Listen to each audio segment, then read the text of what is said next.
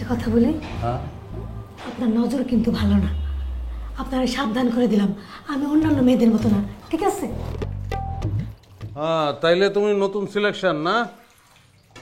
আপনি কারা? আমার পরিচয় তোমার দেওয়া নাই, আমি এবারে জামাই।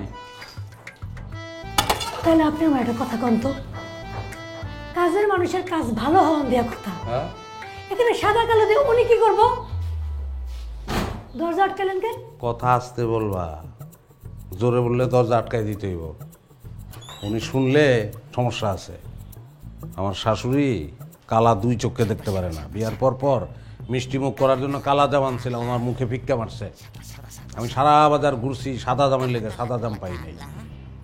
কালার ভিতরেই যে সাদাটা আছে, এই মহান দর্শনটা আমার শাশুড়ি কোনোদিন পেয়ারি পায় নাই। দেখবা, মোট কথা হইলো কালা তার দুই চোখের বিষ, এই ব্যাপারে সাবধান থাকবা। তাহলে আপনিও তো কালা।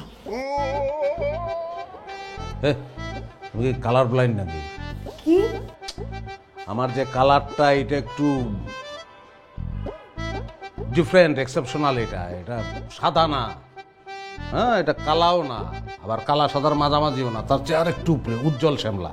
যা বান্ন তাই 53। শোনো, আমার কপালটা হলো স্বর্ণ কপাল, আজব কপাল আমার। আমি যখন ছোট ছিলাম তখন গ্রাম থেকে আমার শ্বশুর আমার নিয়ে আসছিল।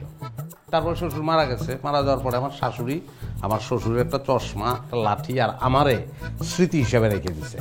চশমার লাঠি দুইটা হারাই গেছে, খালি আমি হারাই নাই, আমি তো হারানোর মাল না।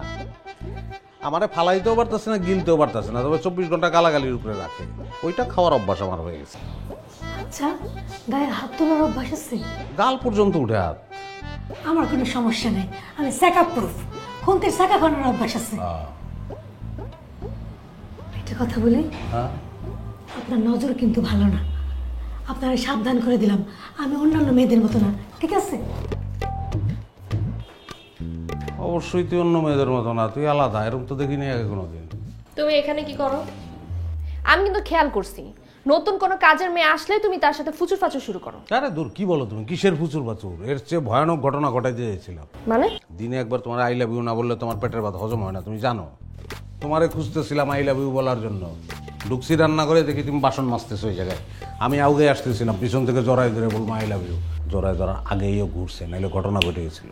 একদম আমার সাথে ফাজলামি করবে না, এখন কিন্তু ফাজলামি করার সময় না। এখন কিসের সময়? আমার কাছে যাওয়ার সময়। কেন, কি হয়েছে? আরে কে জানি যা বলছে আমরা নাকি হিন্দি সিরিয়াল দেখায় ব্যস্ত, এই জন্য ডাইনিং টেবিলে যাই নাই। মা এখন রাইকা বসে আছে, তাড়াতাড়ি চল। চলো।